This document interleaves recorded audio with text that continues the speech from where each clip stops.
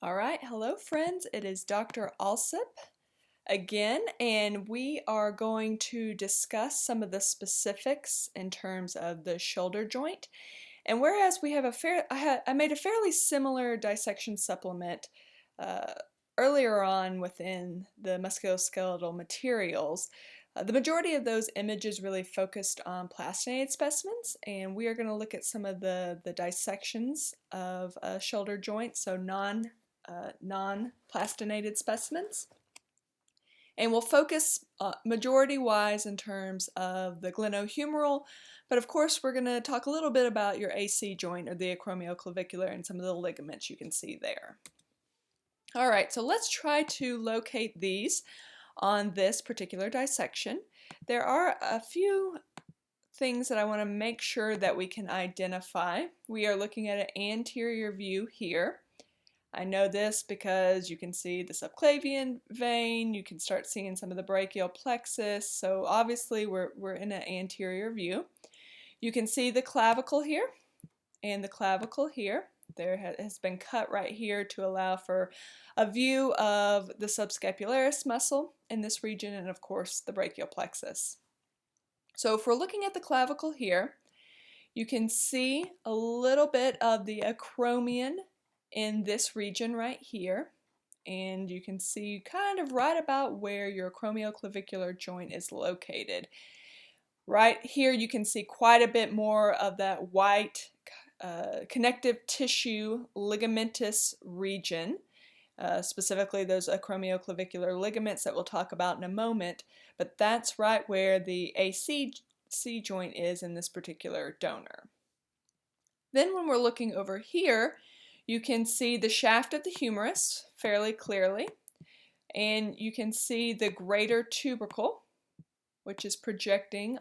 It's always going to be projecting laterally, and then that means that the head of the humerus is going to be facing medially, and this means that this region right about here is going to be where that glenohumeral joint is. So the humeral head would be right about here, the glenoid cavity would be right about here, and the reason you cannot see those two bones joining right there is because you have the joint capsule here as well as rotator cuff tendons, and you do have some ligaments over in this region. But you can at least get an idea of where these two main joints are located.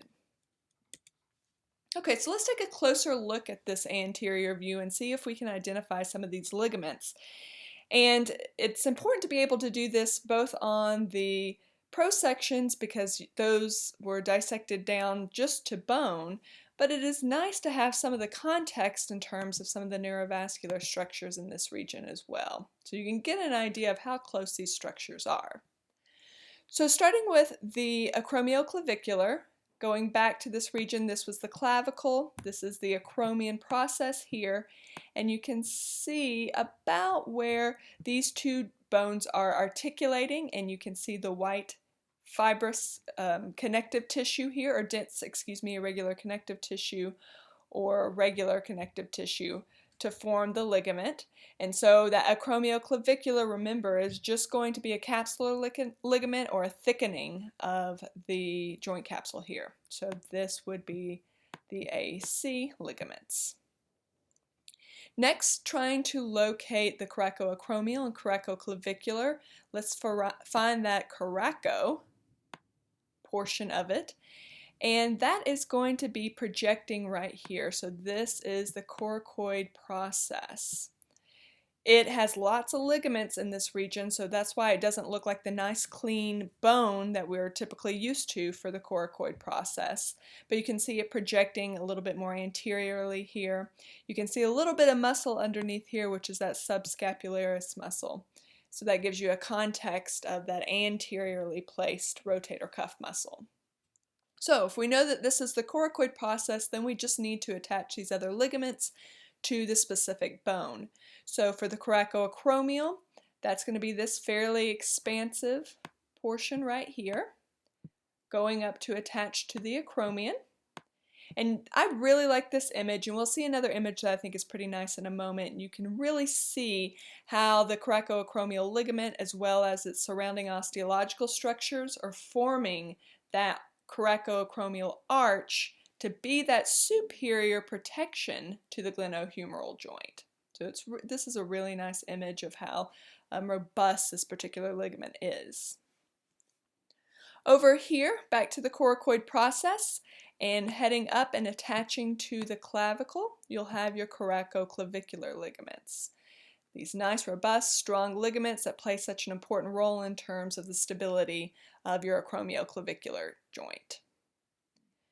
Now moving over into this region, you can see the tendon for biceps brachii, the long head of biceps brachii.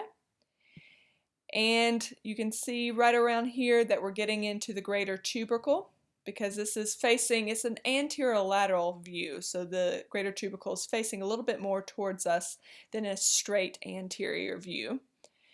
And so if that's the greater tubercle, the lesser tubercle would be right around this region because subscapularis is going to attach there. And the ligament that's kind of going over this region is going to be the transverse humeral. So you can see that this is not nearly as robust as, say, the coracoacromial, but it does play a role in terms of keeping that tendon of the long head of the biceps brachii from bowstringing or moving out of place. So this right here would be the transverse humeral.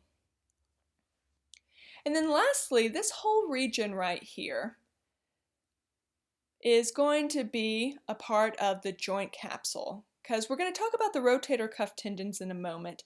The rotator cuff tendons are going to play a big role in terms of that musculotendinous rotator cuff, and it will interweave and it will be a thickening basically of this joint capsule. So the reason we cannot see the true humeral head and the glenoid cavity and those two bones articulating is because we're looking at the joint capsule as well as the thickening portions of the joint capsule that are formed by some of the ligaments, but really that rotator cuff tendon is helping to form that security around almost the entirety of the glenohumeral joint. So that's what this kind of whole shiny material is right here. All right, so same image, but let's think a little bit more about the rotator cuff tendon specifically. You can see in this particular image the actual muscle belly of your subscapularis muscle, and it's going to come over here and attach on the lesser tubercle. So this portion right here is going to be part of the tendon for your subscapularis. Remember, subscapularis is the only rotator cuff muscle whose muscle belly is actually anterior. So that means for these other three, we need to realize that those muscle bellies are on the posterior side of the scapula, but you can see how some of the tendons are kind of moving over into this region in order to attach to the greater tubercle. So the one that's the most difficult to see in this image, and we'll see it a little bit better in the subsequent image, is the supraspinatus. That's going to be more superiorly placed in terms of its tendon. You can see a little bit of the infraspinatus belly right here. And so that means that this region right here would be part of the tendon of infraspinatus. And then right around here you can see the teres minor. And that means the tendon is extending over into this region. So supraspinatus would be underneath here. Remember, that tendon's going underneath that coracoacromial arch, so we're not going to be able to see that very well. But you can see a little bit of the tendon of your infraspinatus, a little bit of the teres minor, and your subscapularis muscle. Now we're looking at a posterior view here. And you can really nicely see the muscle bellies, and you can see how they are extending over towards the greater tubercle. So remember, that greater tubercle is right here. It is always going to be laterally placed. So you can see the scapular spine, which for me is always something I try to locate in order to tell me if I'm looking at a posterior view, but it also helps me to differentiate between the rotator cuff muscles. So this is going to be the supraspinatus muscle belly. You can see how it is extending This is your acromion right here. So that means that the muscle tendon of the supraspinatus is going underneath that region, and then you can see a little bit of that supraspinatus tendon located right here. And it is in that superior location, right where it should be, of the greater tubercle in terms of its attachment. You can see the infraspinatus muscle belly right here, and how it is extending over to this region towards the greater tubercle. So this makes this portion part of the infraspinatus tendon. Teres minor is located right here, and you can see how the muscle belly is extending, and you are getting into the tendon over here attaching to the greater tubercle.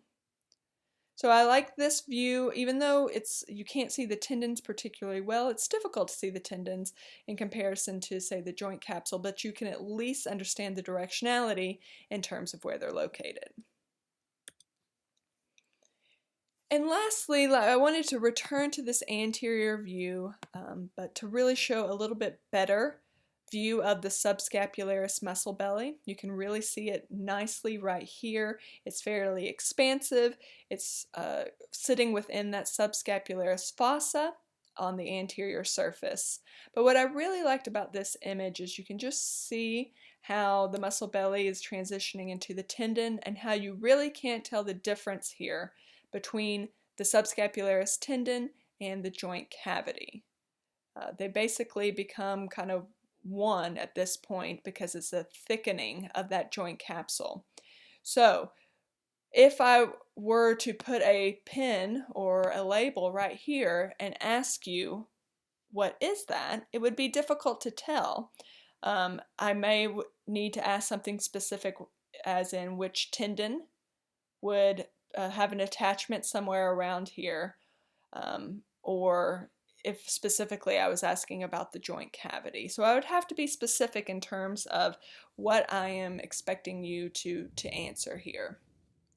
So subscapularis muscle belly transitioning into tendon, which is going to interweave and basically be a thickening of the joint capsule of the glenohumeral joint.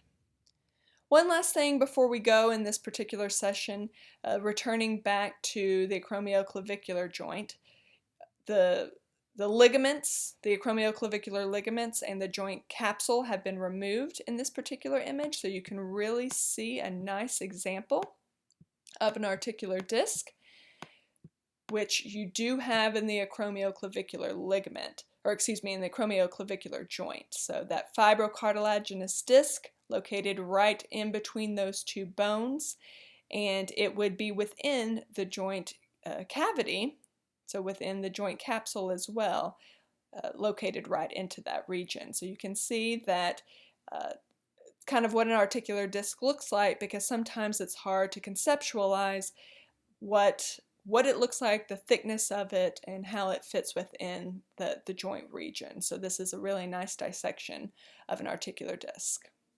All right, so hopefully this was a nice review of some of the things that we learned in the previous shoulder joint session that was more specified to plastinated specimens, but you can see what it looks like on a dissection as well, and kind of get an idea of how well those rotator cuff tendons really interweave and become part of that musculotendinous cuff that's going to provide the majority support for the glenohumeral joint. All right, so love talking shoulder. Please always reach out if you have any questions to myself or any of my anatomy colleagues, and please have a great rest of your day.